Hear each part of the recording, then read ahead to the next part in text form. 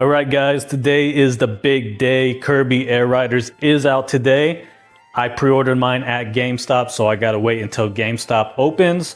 I'm a little bit tempted to get the digital version right now and just start playing it, but I'm afraid if I do that, I'll forget to pick up the actual physical copy. Anyways, it comes out today. I can't wait to get my hands on this awesome freaking video game.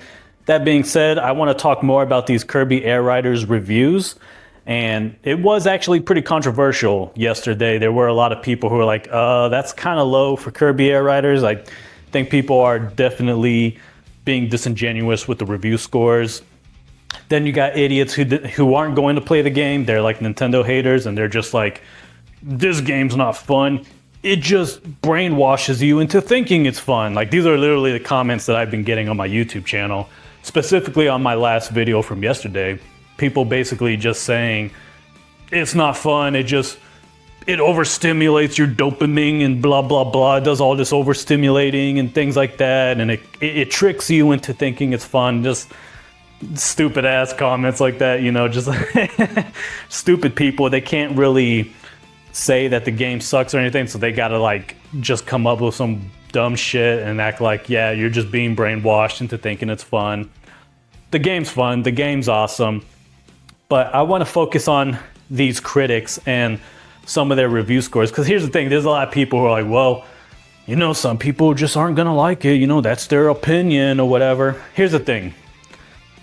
If this game is truly not for you, like it's just not your style of game, it's not a genre for you, you have no business reviewing it. That's like one of the main problems that I have with a lot of these reviews. Some of them just downright saying, yeah, it's not for me. Okay, well, it's not for you. You shouldn't be reviewing it. That would be like if, you know, I don't like games like Xenoblade. I'm just gonna be honest. I'm not a huge Xenoblade fan. I don't like that gameplay of just like, it's like your character is automatically attacking the monster or something and you don't really do anything. You don't press buttons. It's just, all you could do is run around while your character is fighting. And occasionally you hit the A button or the X button when prompted to for an even stronger attack or something like that. But the whole time you're not actually, you're not actually fighting. It's not like a real time thing. It's like turn based while you can move around or something. It's very lame. I don't like that type of game at all. And so it would be unfair for me to review games like that and give them bad scores because that's not my type of game, right? Or let's say you're a person who hates first-person shooters.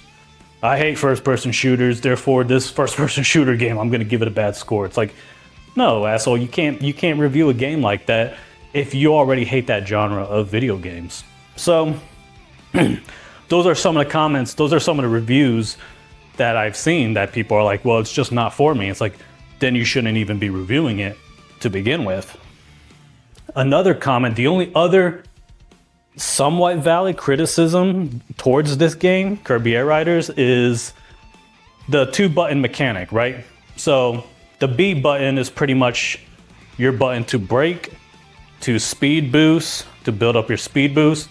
It's also the button to suck up an enemy player to, you know, to do the copy ability or whatever, to gain his power up or whatever, to attack other people, and to attack.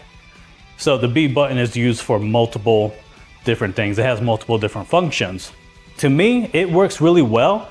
I don't have a problem with it, but there will be times where you occasionally mean to do something and you might do something completely different. It's all about timing. It's all about when you do it, right? And how you press the button. But some people, well, you know, they say, you know what, I wish there was an option to add a third button to use as the attack button. That's fair. That's definitely a fair critique. The only problem is, why would you dock the game more than 1 point for that? Because I think that one little critique, that should only be half of a point that is docked. So if that's your only issue, that sometimes, you know, the controls get in their own way or whatever, and you wish there was that option to add a third button, if that's like your only critique against the game, shouldn't that just be like half of a point? or only just 1 point. You know, I think it should just only be half a point, but 1 point I guess is fair. I guess that's fine if you want to take away 1 point from the game just for that one reason alone. But some of these guys, it's like, it's a 7 out of 10. Like, why is it 7 out of 10? And then they say, oh, well, you know, I don't like that there's a lack of options there with the controls or whatever, that, you know, the B button is used for everything. It's like, so you dock the game 3 points for that one little thing? Come on, that's bullshit. Especially when they praise the game. They'll praise the game, they'll talk about how great it is, and then it's like, well, 7 out of 10, 8 out of 10. It's like, whoa, what the hell? You just talked all this, like, you just said all these great things about the game, praising it and everything for all its content and how fun it is, and then you give it like an 8 out of 10 or a 7 out of 10. Like, what's the deal? And then that's like their only reason. And it's like, well, that's stupid. That should only be half a point or just 1 point, right? But anyways, I'm here on Metacritic right now, trying to look for the reviews here. It sits at a 78, complete BS in my opinion. Still way better than what the first original Kirby Air Ride game got. By the way, the original Kirby Air Ride game, while it had a 60 on Metacritic from just the dumb critics alone, the actual gamers and people who played the game gave the game an 80. So it has an 80 from the actual players and users, versus like the critics. The critics are the ones who are lame asses and gave the game a 60. Anyways, this obviously is a much better score, but I still think it's a very low score. I don't think 78 is an accurate reflection of how good this game is. So anyways, let's see. November 19, 2025, some person named Siliconera. I knew I'd like Kirby Air Riders since I enjoy the GameCube original, but I didn't expect this game to feel stronger than Mario Kart World. It's so enjoyable and robust. There's room for both racers on the Switch too, of course. But if I had to pick a favorite and never touch the other game, again, I'd pick Kirby Air Riders every time. Now, it's always funny how they was kind of compared to Mario Kart World. I think it's because Mario Kart World is obviously way better than the Sonic racing game, and so people just, by default, we got to compare it to the best racing game. You know, nobody cares about that stupid Sonic game. Here's another one. This one's 90. So I guess that was the only person that gave this game a 100 on Metacritic. The rest is like lower than that. CG Magazine, Kirby Air Riders combines tight controls, excellent gameplay, and a plethora of content to make the best mascot racing game on the Nintendo Switch 2. Now this is bizarre to me because this person doesn't even explain why it gets a 90 and not a 100. So it's like, you explain to us how awesome this game is, but then you give it a 90. It's like, well, wait a minute, what's stopping you from giving it a 100? It's kind of annoying when people do that. 85 from GameSurf, Kirby Air Riders is pure adrenaline. It's the return that few expected, but many longed for, a game that combines accessibility, style, a good level of customization, numerous challenges to tackle, and an infinite amount of content. The game's spirit and numerous game modes offer variety and fun-filled experience. Technically solid, but you know, I guess I'd have to choose to read more. Let me see. Okay, so where did I leave off? The game's spirit and numerous game modes offer variety and fun-filled experience. Technically solid, artistically top-notch, and with an explosive soundtrack, Sakurai's new project is one of Nintendo's best games of the year. So again, like, it's like, let's just praise the game and talk about how great it is, but then give it something lower than a 100. It's like, okay, if you're gonna not give the game a 100, I feel like you should explain why you're not giving it a 100. You should be doing that. You should be saying, the only reason this game doesn't get a 100, or my only critique is this, right? Or these are my only critiques.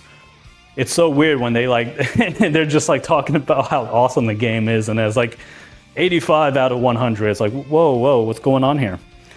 What is going on here? Anyways, let's get to the more lower reviews real quick. IGN Dutchland, Kirby Air Riders suffers from the difficult task of outwardly conveying its true nature.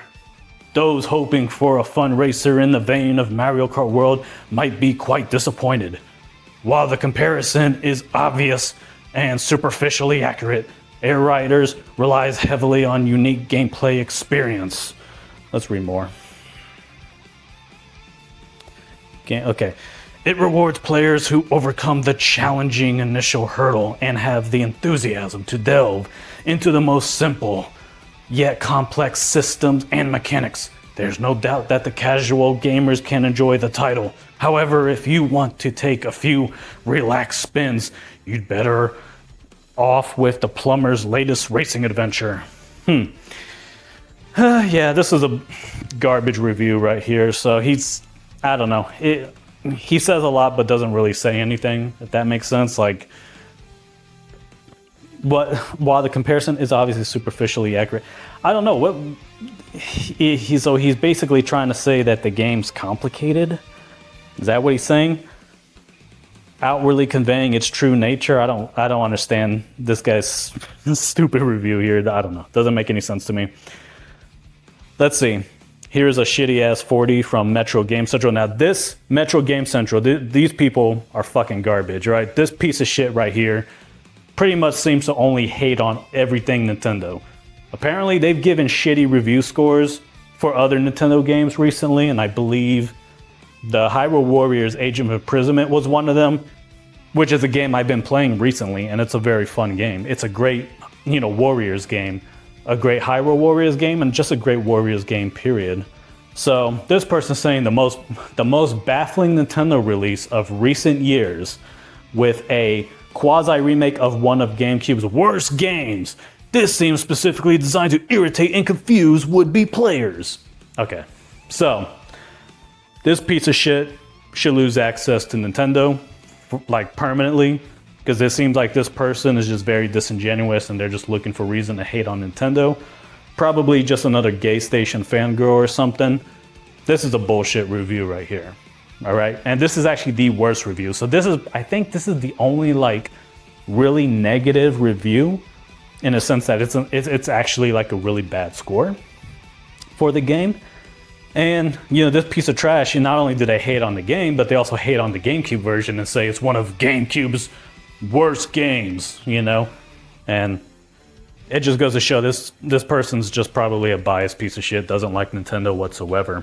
So this is a garbage review right here, and I guess that's it for the main reviews. That's all it's really show. Oh wait, see all 70 critic reviews. So let's go check that. Let's go see all 70 of the critic reviews or whatever. Gaming Bible. Kirby Air Riders may fall short in terms... Stupid ads, man. Kirby Air Riders... I really hate these stupid ass fucking ads, bro. Alright, here we go. Kirby Air Riders may fall short in terms of track selection compared to Mario Kart World, but I'll be damned if it isn't the best racing game released this year, and one of the best first-party Nintendo games to launch on the Nintendo Switch 2. It is definitely the best racing game of the year. It is way better than that piece of trash Sonic game. And yeah, it's even better than Mario Kart World, and that's saying a lot. That being said, why do you give it a 90 and not a 100? Again, guys, you're probably gonna be like, well, 90 is still a good score, man. Why aren't you happy about that?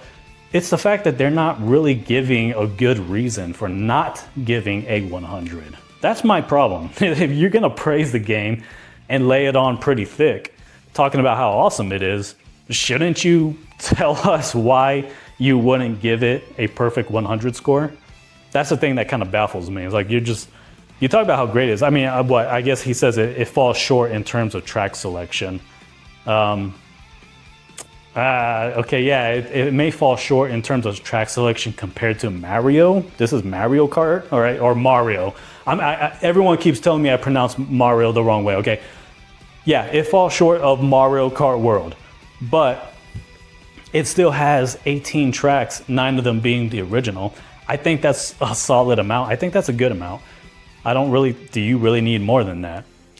So anyways, yeah, this person, Gaming Bible, gave it a 90 out of 100. That's cool. I just don't understand what's keeping them from giving it a solid 100. They don't really explain that other than like the short amount of tracks, but they're only comparing that to Mario Kart World. Screen Rant, For me, Kirby Air Riders manages to stand head and shoulders above Mario Kart World as one of the definitive racing games on the Switch platform. Okay, so they're saying it's better than Mario Kart World, but again, they don't really explain why, what exactly has kept it from getting a score of 100. They say it's better than Mario Kart World, but they only give it a 90. Again, they need to do better with explaining why they don't give it a perfect 100. It just doesn't make sense to give it a 90 and not explain why. For those feeling nostalgic for the GameCube version, I promise you'll have an amazing time. It's the same concept, but executed almost to perfection. Now this is funny, executed to almost perfection, they're talking about how great this game is and still just a 90, and they don't explain why it doesn't get a 100. Yeah, very weird, guys. IGN from Spain.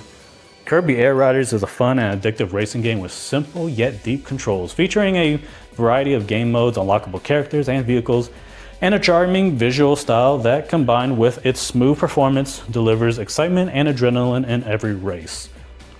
This person straight up praises the game, but again, they don't explain why it doesn't get a perfect 100. These are just really, really weird. Nintendo Insider Kirby Air Riders is a game that is so clear in its desire to be joyful and over the top, one that is unapologetically chaotic, that I can see why that might put some players off. Why I love a good blend of chaos. My session on Super Smash Bros. Ultimate, filled with matches where items are cranked up and stage headers are kept on. Where did I leave off? There are some who opt for something a little more grounded. For those people, Kirby Air Riders may prove a little too much. Every mode is a blast to play, but fills the screen with a flurry of, things happening all at once. The controls are simple, but perhaps at times overly so, that it can be tough keeping up with what power-up you may have unleashed unknowingly, or why you spam when you didn't want to.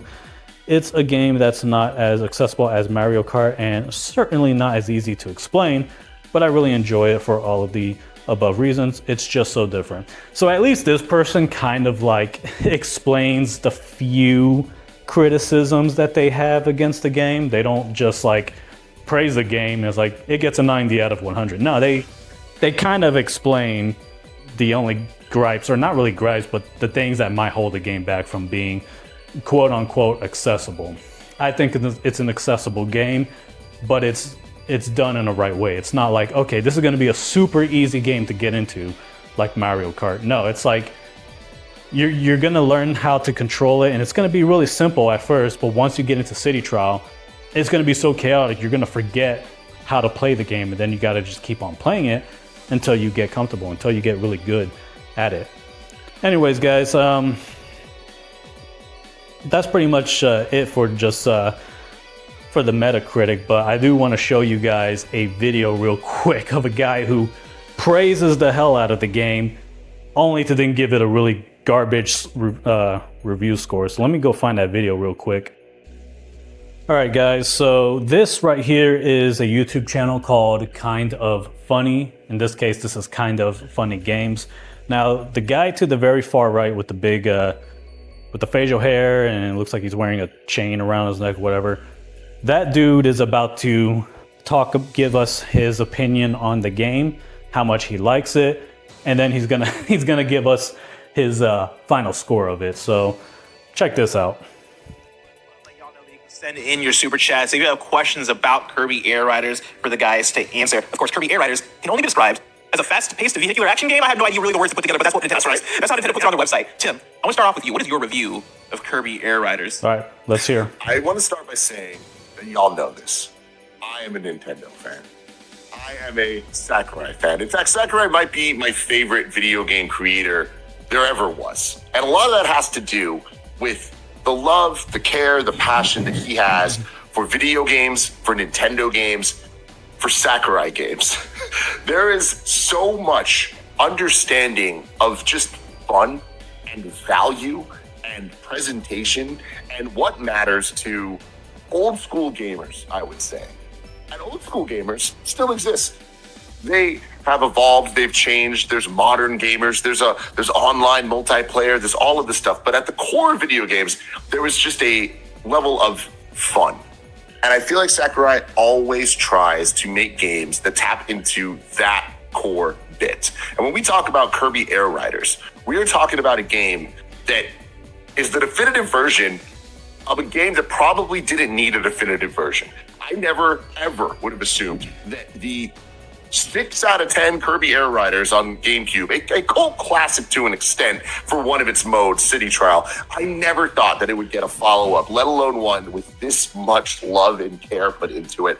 Within the first couple months of the Switch 2's release, a lot of baffling decisions being made here. But the question is, did it pay off? I'm going to start here by saying I'm giving Kirby Air Riders a 7 out of 10.